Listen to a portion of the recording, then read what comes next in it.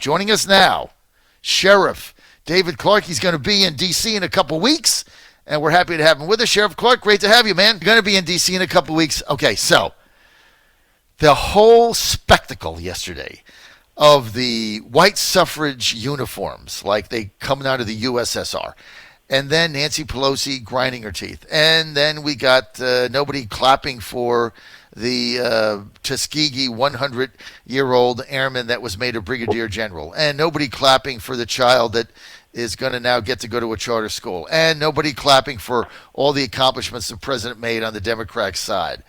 What a spectacle last night. What did you think of that, sir? Yeah, it was all part of the stage, if you think about it. I didn't know that those white uniforms were a symbol of the suffrage movement. I thought there was a Klan rally. They were just missing the hoods. But, it's typical of Democrats. They acted like petulant children last night, all of them, including the speaker. And it's evident that they cannot stand for American success. All right, they cannot stand it when people are doing well. They cannot stand it when people feel good about being an American. When people feel good about the country, they hate it, and I think that was on display last night. I thought it was an embarrassment. Look, I have Democrats on my show all the time. I mean, I get it. I get you have to have a convo and talk to people. A lot of them are my friends. I really thought last night was an embarrassment to their party and to what they're doing. I mean, one night you can simply put the partisanship aside, clap for the great things happening, and go on from there. The whole image of it, and ripping up speeches. Look, they choreographed this whole thing. I don't know what that gets them, but I think it really turned off a lot of people. I found it to be cringy. It was cringy to me. And but I got to hand it to you. The person that really stood out last night is Democratic Senator from Arizona, Kristen Sinema, who wore what I thought was a beautiful blue dress. You know, she's a Democrat, it's blue. She wore a beautiful blue dress, and she was clapping and cheering, and when the Arizona people come on, she was hooting and hollering. I mean, that's bipartisanship. And then, they showed her a couple times where she didn't agree with what the president was saying, and she just sat there, but she didn't make a scene. I mean, there was other people who made a scene. I mean, we've got two Democrats in Virginia, Loria and Spanberger. Both of them ran on, I'm a new Democrat. I'm not partisan. I'm going to work with Trump. I'm going to get things done. They're in there in their white USSR Soviet suits, whatever they were, sitting on their hands, glum. I mean, I was embarrassed for them. Honestly, I was embarrassed for them. Yeah, the woman from Arizona, she's walking a tightrope. She's kind of in a reddish state anyway. And she'll be up for re-election, I believe, or election, I believe, in 2020. So coming up, so she's got to be real careful. But the people who are not up for election, I mean, all the House senators that aren't up for election in this cycle, they don't really have to worry about it. When you mention New Democrat, it's the same old warmed up leftovers from the socialist era of the Democrat Party that has resurfaced. America wants nothing to do with it. I was glad that the president, and we need to talk about the content of the speech. I don't mean that toward you, but I mean that, all those theatrics that went on with the Democrats last night was really to try to take away the from the content of the speech. The speech was a home run. Nobody should be surprised every time the president is in. He was in his element last night, and anytime he's in his element, he hits it out of the park. He, focused on a couple things that were important. I mean, obviously, it was a laundry list of successes, but they were centered around 3 or 4 themes, I believe. Is economic success, he's a champion of the middle class, national security, and immigration. I think most of the things that he talked about centered around that. The people that he had that were invited, that were in the audience, those success stories, U.S. success stories, that's the American dream, John. You know it. That's what really pissed off the Democrats. They listened to that, and they were saying to themselves, you could see it in their faces and in their body language, where the hell do we go here? Well, that was the opening of the president's 2020 campaign, as far as I was concerned. He laid everything out. It was a very inspiring speech. It was very positive. I thought it was the best speech he ever made, but he's got the results now. Remember, in the 2015-16 campaign, it was about make America great again. Here's what we're going to do. Here's my plan. Here's trade. Here's taxes. Here's getting out of these wars. All of what his platform was. Now he's got the results behind it. I don't really know what the Democrats are going to run on. Let me tell you something else. This is in the backdrop of Trump yesterday reaches 49% approval, highest he's had, right? Highest he's had. And then not only that, but he's going to get acquitted today from this stupid impeachment ruse. And then the third thing is he's raising money like nobody's ever seen. He's got hundreds, like $900 million cash on hand going into this campaign. And the backdrop against that, Sheriff, is the Iowa caucus debacle where the Democrats couldn't even get an app to work. This is you couldn't script this. The Democrats, Iowa fell flat on their faces over this thing. It would have been a chance for the presumptive winners anyway. Buttigieg, I thought he had to do well. Sanders, you knew would do well. Biden didn't really have to do well, and neither did Warren. They just couldn't come in last with no delegates.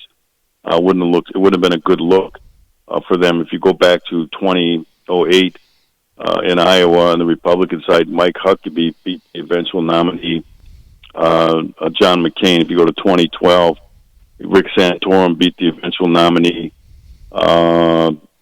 Mitt Romney, and then, of course, in 2016, Ted Cruz beat the eventual nominee, Donald Trump. And even on the Democrat side, Sanders beat Clinton in the Iowa caucuses. So I don't think it means too much in terms of what's going to happen. But going forward gives you a little bit of momentum. And I think the air was taken out of the sails for anybody to take that momentum. The media also pays attention to you if you come in first going into New Hampshire. So you get some free media, too. They start to take you seriously. But that was all wiped away by that debacle. The first thing I asked, did they have any redundancy built in? If there was a crash, you have a secondary, and I guess they had that too, and that didn't work. So it really wouldn't have mattered. But, getting back to President and last night, you're right, it kicked off his 2020 campaign before the nation, and it was uninterrupted. The Democrats couldn't say anything. They couldn't run any counter ads. I mean, they will today, but they couldn't last night for nearly 90 minutes. He really had them up against the wall. He really had them in a box. Now all they could do is sit there and act like petulant children. So that's a good thing. I'm an optimistic. The Democrats will have something up their sleeve. You asked, what are the Democrats going to run on? Don't worry about that. They know that their base will come out. They have a good ground game. They'll get them out. All they're going to continue to do is tar and feather this president, smear him, in hopes of energizing their base. Their base is a group of miserable people. They're just miserable. Like I said, they don't like success. They don't like somebody else's success. And when someone else is successful, it kind of, chaps their rear end, so to speak. So we got a long way to go before November. A lot will change in this country. But I'll tell you what, the president is off to a good start. He's off to a great start. And this speech he made yesterday, best speech he's had. He's fired up, but he's got the results. And the backdrop against the Iowa debacle and the Democratic Party screwing Bernie. The DNC's got a lot of issues here because there's a reckoning. I mean, the Bernie bros, Sheriff David Clarke with us, America's Sheriff. The Bernie bros want to just blow the whole DNC up. And the more that the establishment in the Democratic Party tries to stop them, call them names, make fun of them, cheat them, and steal from them, the tougher they're going to be.